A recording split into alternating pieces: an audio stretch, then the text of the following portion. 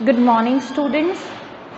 Today we are talking about our next chapter, offer and acceptance in business law.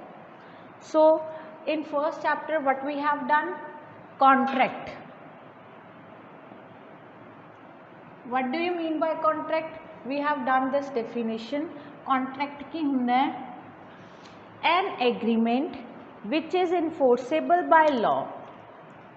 An agreement which is enforceable by law, that is known as contract. Now come to our chapter. What is agreement? Agreement means offer plus acceptance. This is our second chapter, offer and acceptance. So first of all we will discuss about offer. दो parts के विच इन्हूं divide करते हैं, offer ते एक्सैप्टेंस. अज आप discuss कर रहे हैं offer बारे. सो ऑफर की हुंदा है? ऑफर मीनस कि जदों असीं किसी नूं ऑफर, इनू ऑफर भी किया जाता, प्रपोजल भी, कि किसी भी कॉन्ट्रैक्ट का जिहड़ा स्टार्टिंग पॉइंट है वो की हुंदा है? ऑफर हुंदा है. जदों तुसीं किसी परसन नूं कोई चीज़ ऑफर करदे हो, हुण आपां बार बार ये टर्म यूज़ कर रहे हैं ऑफर. इसनूं असीं एग्जैम्पल्स नाल ईजिली समझ सकते हैं. सो एग्जैम्पल्स के अकॉर्डिंग आपां करते हैं दो पार्ट्स के विच. दो एग्जैम्पल्स करांगे. फर्स्ट इज दो पार्टीज़ ने या दो परसन है, mister A and mister B. So mister A ने की किया? मिस्टर ए कोल एक कार है. मिस्टर ए कोल कार है. कार की वैल्यू कितनी है? वर्थ ₹3 लाख. मिस्टर ए ने बी नूं कहा कि मेरे कोल कार है 3 लाख रुपए की, तो मैं सेल करनी चाहना अपनी वो car. Will you buy my car? तो वो कार खरीदेगा. तो जदों ये स्टेटमेंट आ जाती है तो उसनूं की किया जाता है? ऑफर किया जाता है. Very simple concept. ठीक है कि दो पार्टीज़ है, मिस्टर ए मिस्टर बी नूं कह रहे कि मेरी कार है जिहदी वैल्यू 3 लाख रुपए है, तो उसनूं कार नूं खरीदना चाहना है. जे खरीदना चाहना मैं रेडी हाँ मैं सेल करन दे लई, तो उहदे वल्लों बी नूं की दिता गया? एक ऑफर दिता गया, एक प्रपोजल दिता गया कि जे तू खरीदना चाहना है खरीद सकदा है. ठीक है. सो ऑफर की हो गया? पहला तो पॉइंट कि उसने एक चीज़ कोई उहदी कोई वैल्यूएबल चीज़ है जिहदी वैल्यू भी है, तो उन्हें ऑफर की कि उहदी विलिंगनेस है कि वह दूसरी पार्टी नूं देना चाहता है. That is known as offer. तो हुण इस दे विच की हो जाता है? एक तरीके का की है? पॉजिटिव एक्ट है. ये पॉइंट क्या आ गया? पॉजिटिव एक्ट है ये.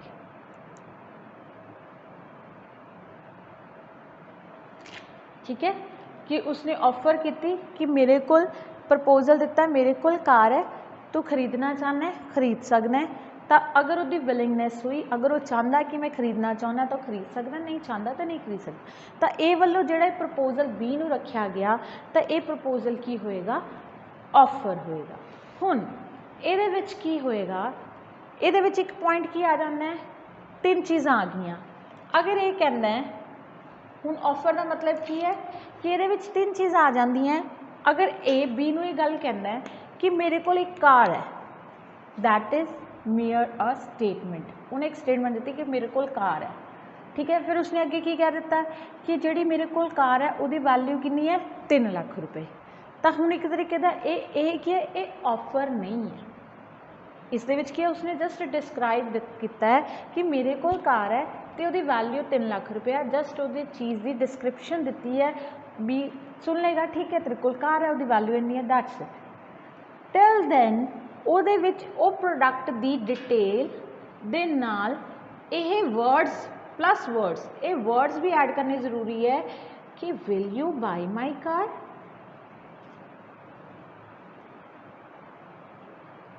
टिल दैन ये वर्ड्स नहीं आते, उन्होंने असी ऑफर नहीं कहांगे. सो ऑफर दे विच 3 चीज़ां आनियां जरूरी है कि मेरी कार है जिहदी वैल्यू इन्नी रुपीज़ है, तो मैं अपनी कार सेल करना चाहना. थर्ड लाइन क्या आएगी? कि will you buy my car, तू मेरी कार खरीदना चाहना है। जदों यह पॉइंट आ जाता है तो उसनों असीं की कहांगे ऑफर। पहलियां जिहड़ियां दो पॉइंट्स ने ये जस्ट की है, एक स्टेटमेंट है, इनफॉर्मेशन दे रहा है कि मेरे को प्रोडक्ट है उसकी वैल्यू इन्नी है। टिल दैन ये वर्ड्स ये नहीं आते कि तू कार खरीदना चाहना है, उदों तक उसनों असीं ऑफर नहीं कहांगे। क्लीयर, ऑफर का मतलब समझ आ गया। हुण इहदे विच की है कि ये उहदी कंसेंट हो जाती है, ठीक है, उहदी विलिंगनैस आ जाती है कि हाँ मैं अपनी कार तेनों देना चाहना, तू खरीदना चाहना है। जो कह रहा हाँ मैं खरीदना चाहना, इट मीनस उहदे वालों प्रपोजल की हो जाएगा, एक्सैप्ट हो जाएगा। सो क्लीयर, ये जिहड़ा एक्ट है, सो ये की है, एक्ट की है, पॉजिटिव है कि हाँ मेरी चीज़ है, तू खरीदना चाहना है। जो खरीदना चाहना है खरीद सकता है, नहीं खरीदना चाहता that is up to that person, उहदे ते डिपेंड करता है। हुण इहदे विच एक पॉइंट होर आ जाता है, एक होर एग्जाम्पल देखो कि दो पार्टीज़ ने mister X and mister Y. Mister X ने मिस्टर वाई नूं लोन दिता 10 लाख रुपए का, ठीक है, उसने लोन दिता होया, ड्यू डेट आ जाती है। ड्यू डेट ते वो की कर, इन्हें की कह दिता कि मैं जिहड़ा तेरा लोन है विल पे ऑन डिमांड। जदों तू मैनू कहेगा, जदों तू मेरे तो पैसे मंगेगा, मैं तेनों उदों तेरे पैसे वापस कर दूँगा। सो ठीक है, ड्यू डेट आ गई। हुण उसने की कह दिता भी हाँ मैं तेनों 6 महीने लिए पैसे दिते सी, 6 महीने हो गए। वो वाई नूं कहंदा कि मैनू पेमेंट करो जी, मैं तुहानूं 10 लाख रुपया दिता होया लोन है, तुसीं मैनू पेमेंट करो। हुण वाई की कहना है, की कह दिंदा है कि नहीं मैं मेरे को पैसे है नहीं, मैं दिंदा नहीं, जबकि पहला उन्हें की कहा सी, प्रॉमिस की किया सी कि मैं पे करूँगा जदों तू मेरे तो पैसे मंगेगा। नाउ वाई रिफ्यूज़ कर दिंदा, मेरे को पैसे है नहीं गे भी मैं नहीं देने, ठीक है। हुण एक्स की करदा है, वो वाई नूं की कहना है कि मैं तेरे ते स्यू मीनस केस, मैं तेरे ते केस कर दूँगा। वो लीगल एक्शन लैण लई रेडी हो जाता है कि ठीक है अपनी विच ये कमिटमेंट हुई सी कि मैं तेनों मनी दिती हुई है, तू इस टाइम पीरियड ते मैनू रिटर्न करनी सी, तू मैनू नहीं दिती, मैं तो कोर्ट से जाना तो तेरे ते केस करदा ते तू मैनू मेरी अमाउंट रिटर्न कर। हुण वाई की कहना है, वाई डर जाता है, वाई कहता नहीं ये नहीं करना चाहिए। फिर हुण वाई की करदा है, वाई ए नूं कहंदा है, सॉरी वाई एक्स नूं कहंदा है। हुण वाई दे देखो, वाई एक्स नूं कहना है कि नहीं तू मेरे अगेंस्ट कोई भी लीगल एक्शन ना लै, तू मैनू 4 मंथ्स का होर टाइम दे, ठीक है, मैं 4 मंथ्स बाद 4 महीने बाद फिर तेनों जिहड़े जो भी तेरी अमाउंट है वो भी दूँगा, प्लस 1 लाख रुपीज़ एक्सट्रा दूँगा एज अ इंट्रस्ट लै लो या एज अ जो भी वो कमिटमेंट है, मैं तेनों 1 लाख रुपया एक्सट्रा दे दूँगा, मैनू 4 महीने होर दे दे तो मेरे ते कोई भी लीगल एक्शन ना लै, ठीक है। हुण एक्स सोचता है चल something is better than nothing, भी हुण मैनू कुछ नहीं मिल रहा, चलो मेरी उहदे नाल मैं जो भी कमिटमेंट हुई है उहदे बाद 4 महीने लिए मैं उन्होंने होर पेमेंट टाइम पीरियड दे देना, 4 महीने बाद मैनू 11 लाख रुपया मिल जाएगा। हुण वाई ने की किया कि वो की कह रहा है कि loan plus 1 lakh rupees after 4 months वो एक्स नूं कह रहा है कि तू रेडी है। हुण ये की हो गया, ये उन्हें उन्होंने की किया प्रपोजल दिता, एक्स की कर लैंदा एक्सैप्ट, तो ऑफर ये वालों भी ये चीज़ की होगी ऑफर। हुण इत्थे उन्हें ऑफर की सी, ये भी जगह दोनों फर्क की है, तो एक ही है पॉजिटिव ऑफर है टू डू समथिंग, भी मैं तू मेरी कार खरीदना चाहना है, वो कह देगा हाँ मैं तेरी कार खरीदना चाहना है, तो ये की होगा टू डू समथिंग, उदों की हो गया पॉजिटिव। ये जी ये की होएगा नैगेटिव ऑफर है, ठीक है। नैगेटिव ऑफर की है कि नहीं तू मेरे ते केस ना कर, जो तू मेरे ते केस नहीं करेगा फिर मैं ये कंडीशन, मैं ये पॉइंट मेरा ये ऑफर है। हुण 2 पॉइंट्स आ गए, टू डू समथिंग और नॉट टू डू समथिंग, 2 तरीके की ऑफर आ गई, positive offer negative offer. Positive दे विच की कि जे तुसी एक्ट नहीं करते हो, ठीक है, कार मेरी लेना चाहो लै सकते हो, ठीक है। ਉਹਦੇ ਵਿੱਚ ਕੀ कहते ਜੇ ਤੁਸੀਂ ਮੇਰੇ ਤੇ ਲੀਗਲ ਐਕਸ਼ਨ ਨਹੀਂ ਲੈਂਦੇ ਫਿਰ ਮੈਂ ਕਰੂੰਗਾ ਵੀ ਅਗਰ ਕੋਈ ਐਕਟ ਕਰਨ ਦੇ ਲਈ ਕੋਈ ਆਫਰ ਹੁੰਦਾ ਉਹ ਪੋਜ਼ਿਟਿਵ, ਜੇ ਕੋਈ ਐਕਟ ਨਾ ਕਰਨ ਦੇ ਲਈ ਕਿਹਾ ਜਾਂਦਾ ਉਹ ਕੀ ਹੋਏਗਾ ਨੈਗੇਟਿਵ। ਹੁਣ ਲੀਗਲ ਟਰਮ ਦੇ ਵਿੱਚ ਇਹਨੂੰ ਕੀ ਕਹੀਏ, ਲੀਗਲ ਟਰਮ ਦੇ ਵਿੱਚ ਇਹ ਕੀ ਹੋ ਗਿਆ, ਲੀਗਲ ਟਰਮ ਦੇ ਵਿੱਚ ਅਸੀਂ ਇਸ ਜਿਹੜਾ ਨੋਟ ਟੂ ਡੂ ਸਮਥਿੰਗ ਇਸ ਨੂੰ ਕੀ ਕਵਾਂਗੇ abstain, abstinence,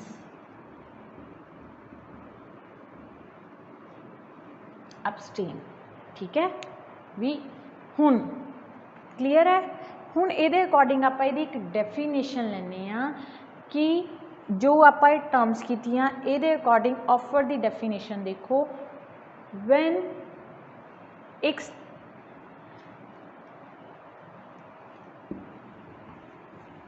इहदी डेफिनेशन क्या आएगी, when one person signifies his intention, when one person signifies his intention or willingness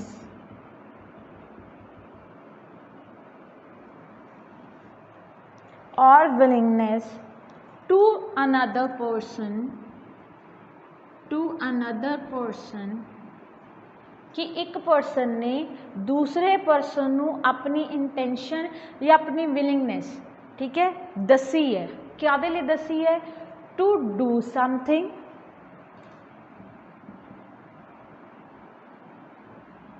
कोई एक्ट करने लिए, एक हो गया पॉजिटिव एक्ट है, ये नेगेटिव एक्ट है, टू डू समथिंग और टू abstain,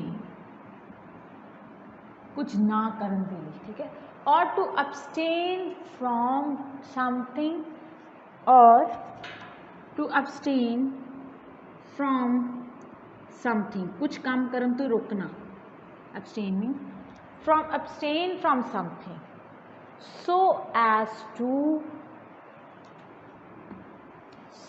आगे क्या आएगा, so as to obtain his assent of that, so as to obtain his assent मतलब राजीनामा, जिहड़े पार्टी है एक्स ते बी इन्हां तो राजीनामा लिया जाएगा भी तुसीं ये करना चाहते हो, फिर असीं तुहाडा जिहड़ा प्रपोजल है अगे बढ़ाने, so as to obtain his assent of that कि दे तुसीं of that such person is making a offer। हुण इहदे विच क्या है कि one person signify his intention कि एक पर्सन ने अपनी इंटेंशन दस दी, मेरी एक कार इन्ने दी है, मैं सेल करना चाहना, या ठीक है टू अनदर पर्सन किनू दसी मिस्टर बी नू, टू डू समथिंग कि तू कार खरीदना चाहना है, और टू abstain from something उन्होंने रोकया कि नहीं मेरे अगेंस्ट कोई लीगल एक्शन ना लै, so as to obtain his assent, तो ये दोनों मिस्टर एक्स ते मिस्टर बी दी विलिंगनेस, असेंट मतलब कि उन्होंने राजीनामा, उन्होंने राजीनामा लिया गया, तो ये जिहड़ी एक्टिविटी हुई है उसनूं की कहांगे असीं ऑफर। तो ऑफर पॉजिटिव नैगेटिव दोनों हो सकते हैं। पॉजिटिव मीनस किसी नूं कोई एक्ट करन लई कहना, या नैगेटिव दे विच की आएगा किसी नूं कोई एक्ट करन तो रोकना। क्लीयर, ये थोड़ी बुक दे विच डेफिनेशन दिती हुई है, when one person signifies to another person to another his willingness to do or to abstain from doing anything with the view to obtaining the assent of that other to such act or abstinence। Clear? Now next point is types of offer।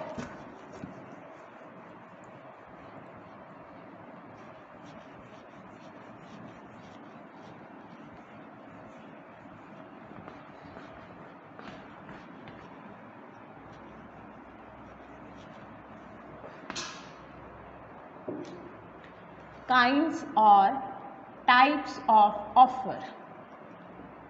Offer कितने type का होंगे,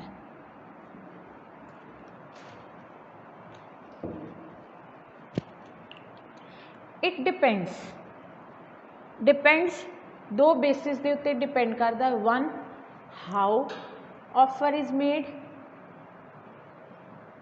जड़ा offer, ठीक है। Second, to whom an offer is made.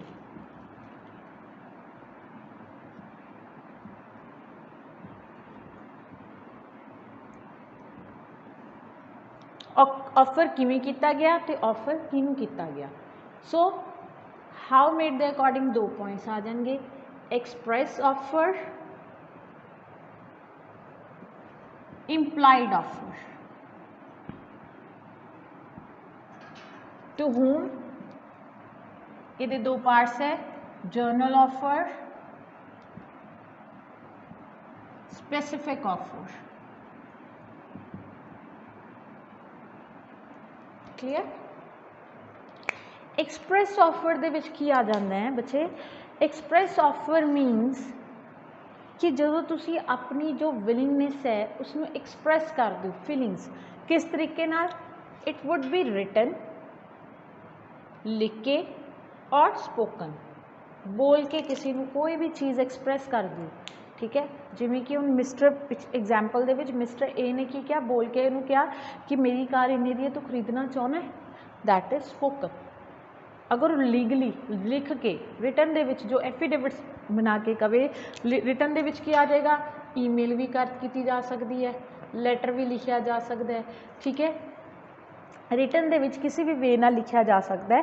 तो अगर वो लिख के जोड़ा एक्सप्रैस करते हैं उसनों की कहांगे, एक्सप्रैस ऑफर। सो एक्सप्रैस ऑफर मीनस कि जी अपनी कंसेंट है, अपनी विलिंगनैस है, जो तुम चाहते हो कि हाँ जोड़ा ऑफर कर रहा है उन्होंने बोल के भी दसिया जा सकता है, लिख के भी दसिया जा सकता है।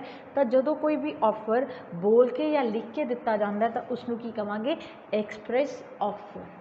Second, implied offers. Implied offer दे विच की आ जाता है कि ये की हो जाता है कि ये कंडक्ट ऑफ द पार्टी देखा जाता है या सर्कमस्टांसिस ऑफ द केस देखे जाते हैं कि किवें दा जो कंडीशनस किवें ने।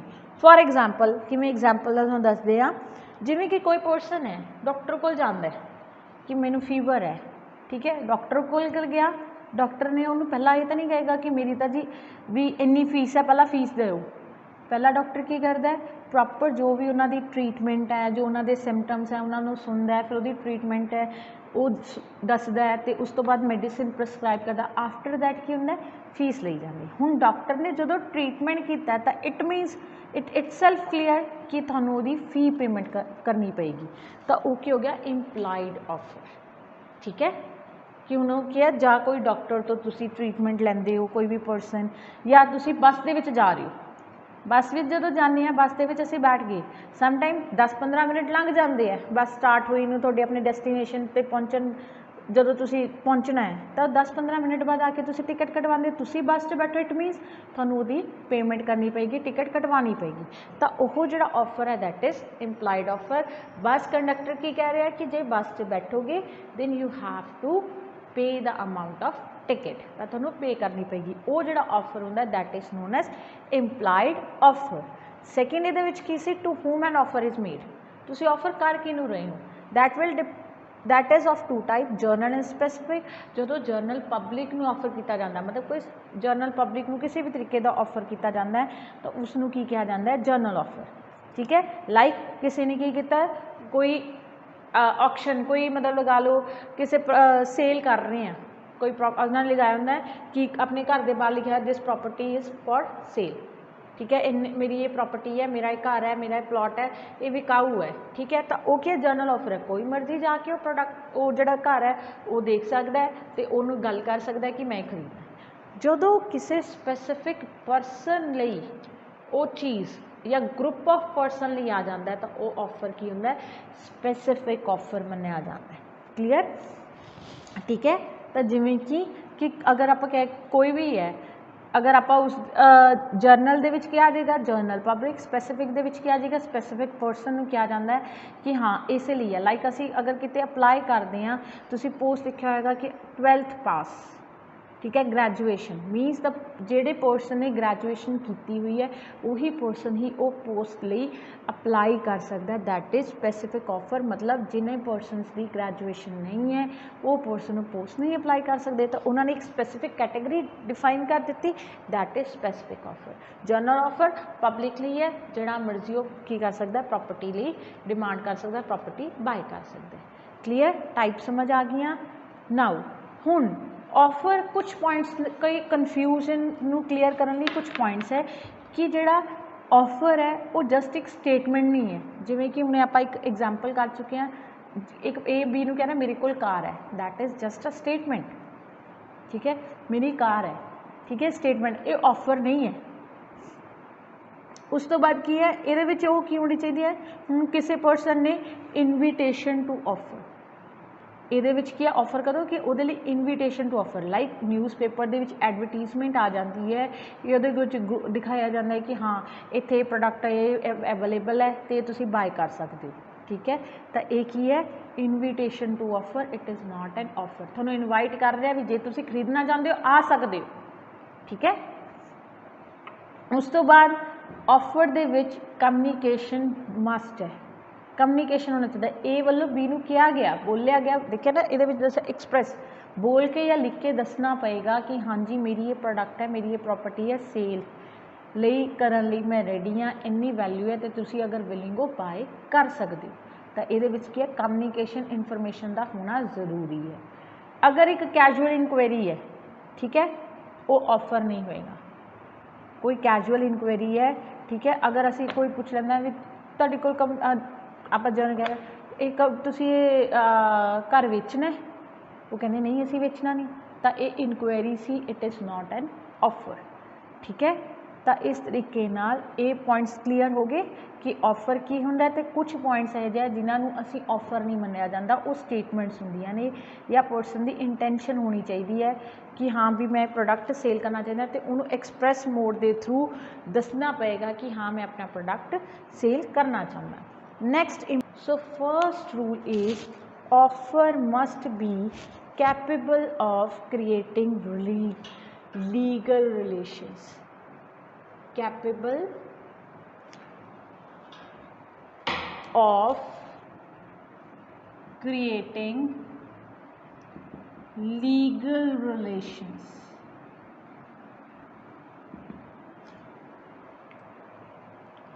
लीगल रिलेशनस हुण इहदे विच देखो आपां जिहड़ी एग्जाम्पल कीती सी mister A and mister B, दूसरी एग्जाम्पल आपां कीती सी mister X and mister Y.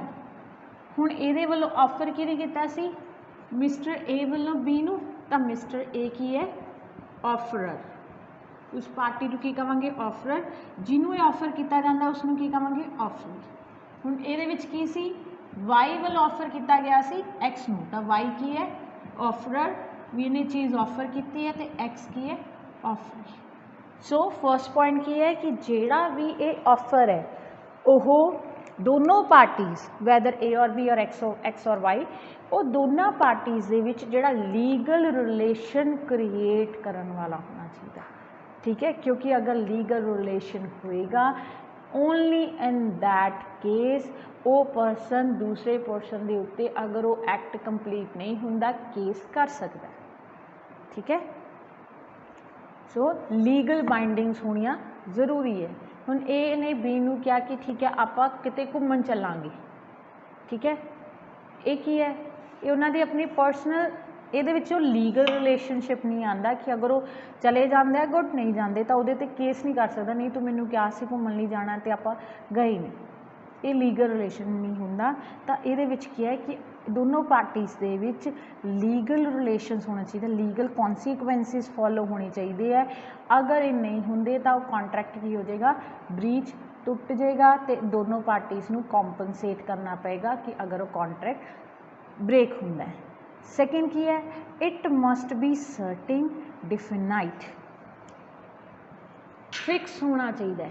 Certain, certain का मतलब की आ जाएगा इसके विच कि जिहड़ा ऑफर है वो की है कि जिवें कि एग्जाम्पल दे समझते हैं आपां कि पार्टनरशिप फर्म है, पार्टीज़ ने उहदे विच पार्टनर्स ने, ਉਹਦੇ ਵਿੱਚ ਉਹਨਾਂ ਨੇ ਜਿਹੜੀ ਪਾਰਟਨਰਸ਼ਿਪ ਡੀਡ ਹੈ ਉਹਦੇ ਵਿੱਚ ਇਹ ਮੈਂਸ਼ਨ ਕਰ ਦਿੱਤਾ ਕਿ ਰੀਜ਼ਨੇਬਲ ਸ਼ੇਅਰ ਆਫ ਪ੍ਰੋਫਿਟ ਦਿੱਤਾ ਜਾਏਗਾ। ਕਿੰਨਾ %?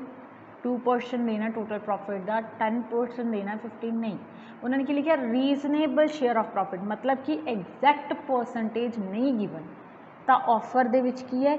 Exact percentage, exact amount, exact consideration fix ਹੋਣੀ ਚਾਹੀਦੀ ਹੈ। ਕਾਰ ਦੀ ਵੈਲਿਊ ਕਿੰਨੀ ਸੀ? 3 ਲੱਖ ਫਿਕਸ ਸੀ, ठीक है। सो जो ऑफर है वो सर्टेन होना चाहिए, डिफिनाइट फिक्स होना चाहिए, क्लीयर ये चीज़ मैंशन होनी जरूरी है, रिटन और वर्बल। थर्ड पॉइंट की है? Communicated, communication. ऑफरर वालों ऑफरी नूं कम्युनिकेट किया जाना चाहिए। अगर मैं अपने आप नाल ये गल करदी हाँ कि मेरे कोल कार है, मैं उहदी वैल्यू 2 लाख रुपए है, मैं सेल करना, मैं किसी नूं दसी नहीं गल, तो ये ऑफर नहीं है। 2 पार्टीज़ इनवॉल्व होनी चाहिए, ऑफरर एंड ऑफररी। ऑफरर वालों ऑफररी नूं कम्युनिकेट करनी चाहिए है पूरे प्रोडक्ट की डिटेल तो कितनी कंसीडरेशन, कितनी उहदी वर्थ है, तो उहदी विलिंगनैस कि हाँ मैं प्रोडक्ट सेल करना चाहना। तो एक पार्टी वालों दूसरी पार्टी नूं ये जिहड़ी ऑफर है ये कम्युनिकेट होना ज़रूरी है। फोर्थ पॉइंट इज़ कि offer must be made with the view to obtaining the assent of the other party. उहदी असेंट होनी चाहिए है। उहदी असेंट किस तरीके नाल होनी चाहिए है? जिवें कि एक पर्सन है उसने न्यूज़पेपर दे विच ऐड दे दित्ती कि मेरियां गुड्स ने ये मैं सेल करना चाहना है, इन्नी तरीक नूं ऑक्शन होएगी, ठीक है, तुसी आके बोली लगाओ तो जिहदी हाईएस्ट बिड होएगी वो पर्सन वो चीज़ मेरिया गुड्स नूं बाय कर सकता है। हुण एक पर्सन है वो जगह पर पहुँचता है, उन्होंने पता लगता है कि ये जिहड़ी सेल है कैंसल होगी, उन्होंने जिहड़ी ऑक्शन करनी सी वो कैंसल होगी। हुण वो जिहड़ा पर्सन है वो की करदा? केस कर दिंदा है। तो केस उहदा वैलिड नहीं है क्योंकि उहदे विच वो दूसरी पार्टी की असेंट नहीं सी। आपां पॉइंट कर चुके हैं, ठीक है। भी उहदे विच की है भी असीं ये ऑफर जनरल पब्लिक नूं कीता गया सी, दूसरी पार्टी ने उन्हें ये तो नहीं कहा कि मैं तेनों ही बेचांगा। अगर तो उन्हें कहा भी हाँ मैं तेनों ही सेल करवांगा तो फिर सेल नहीं करता, ओनली इन दैट केस वो लीगल एक्शन ले सकता है। फिफ्थ पॉइंट की है कि offer may be conditional. Conditional का मतलब की आ जाता है भी उस कंडीशन होंगी है कि ए ने बी नूं 3 लाख रुपए की कार है वो कार देगा, क्यों? क्योंकि उन्होंने 3 लाख रुपए रिटर्न च मिलेंगे। बी 3 लाख रुपया क्यों देगा? क्योंकि उसने वो कार बाय कर दी। सो वो कंडीशन होंगी है कि गिव एंड टेक, कि एक चीज़ दे रहा दूसरी वो वर्थ जो भी वो वैल्यू है उस तो रिटर्न कर रहा है। Next point is offer should not contain a term the non compliance of which would amount of acceptance. यह जी कोई भी ऑफर नहीं मनी जाऊगी जिन्हों तुसी सर्टेन डेट तक कंप्लाई पूरा नहीं कर सकते। जिमें किसी पर्सन ने कर दिता कि मैं अपना घर बेच रहा 40,000 रुपये का, अगर मैं थोड़े तो बी नूं कहंदा कि अगर मैं रिप्लाई तुसी मंडे तक मैनू ना दस्या तो मैं मन लूँगा तुसी वो चीज़ खरीदण लई रेडी हो। ये ये चीज़ नहीं आई, उस पर्सन की मिस्टर बी की विलिंगनेस, वो कंसेंट, वो मर्जी होनी चाहिए है कि हाँ वो कहता है कि ठीक है मैं तेरी कार खरीदण नूं रेडी हाँ। ये नहीं कि उन्हें कुछ बोलिया नहीं, असी वो साइलेंस नूं ही अज्यूम कर लेता भी हाँ वो विलिंगनेस है, ठीक है। अगर ऑफरर वालों ऑफरी नूं एक्सप्रैस करना जरूरी है कि मैं प्रोडक्ट सेल करना चाहना, तो दूसरी पार्टी वालों भी ऑफरी वालों भी कंसेंट मिलनी जरूरी है भी हाँ मैं प्रोडक्ट बाय करांगा, ठीक है। भी नॉन कंप्लायंस नहीं, वो चीज़ नहीं आ जाएगी भी असी तुसी क्या नहीं हैगा तो असी मान लिया भी हाँ जी मैं ऑफर करती ठीक है तुहानूं वेच दी, नहीं। जिवें कि हुण तुसी ये भी चीज़ देखो नैक्सट पॉइंट से क्लीयर होएगा, an invitation to offer is not an offer. Invitation जे तुसी इनवाइट कर रहे हो कि हाँ मैं सेल करांगा तो वो ऑफर नहीं है। हुण तुसी कई शॉप्स के बाहर लिखा होंदा उन्होंने सेल का लगाया होंदा, ठीक है, लगाया होंदा सेल है, या उत्थे प्राइस टैग्स लगे होंदे ने कि ये प्रोडक्ट ये जिहड़ी शर्ट है ये 500 की है, ये जिहड़ा प्रोडक्ट है 400 का है। वो इनवाइट कर रहे हैं भी हाँ जे तुसी साडे कोल आओगे खरीदना चाहते हो खरीद सकते हो, that is invitation to offer. वो इनविटेशन टू ऑफर है, ऑफर नहीं है। ऑफर दे विच की होगा दोनों पार्टीज़ आमनो सामने वो डिस्कस करनगियां भी हाँ मैं प्रोडक्ट इन्ने नूं खरीदण नूं राजी हाँ तो तुसी मैनू सेल कर दो। वो अपना नैक्सट जो ऑफर एंड एक्सैप्टेंस का सैकेंड पार्ट है उस तो ये चीज़ का ज़्यादा क्लीयर हो जाएगा। ठीक है,